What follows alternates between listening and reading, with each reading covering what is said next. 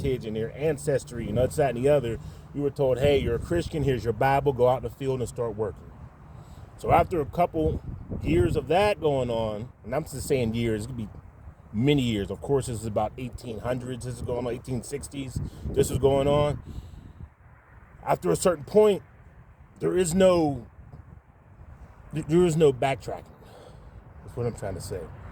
The average black American male, father, grandfather, great-grandfather, and then it falls off. That's the average. Now, you may say, no, I know people who know where they're from and blah, blah, blah. That's great, fine and dandy. Or you can get DNA tests done in African, you know where. Africa has over 50-something countries, dialects, and everything else going on. There's no American black males in large quantities that can go to Africa and be successful. It's not going to happen because they are very tribal. They're very ancestral. They're going to say, where are you from? Who are your people? And blah, blah, blah. The same thing would go on if you go in certain neighborhoods in America and they be like, where are you from? What set you from? Who you know? Same concept in a much huge scale when it comes to Africa. So this whole is go back to Africa, but just pick a point somewhere in Africa, throw a dart and say, all right, I'll just go to that country and figure it out. That's not how it works. That's how the American black male is unique. We are unique to this country, period. And other nationalities know this, and they know we're unique to this country. I may look the way I look, go overseas and be mistaken for somebody else, but as soon as I open my mouth, I'm like, boop, America.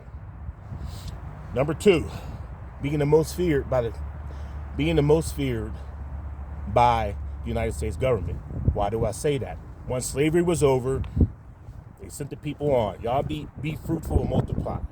But what happened was the black men being resourceful as the black men are, because of that energy we had in us, it's just naturally there.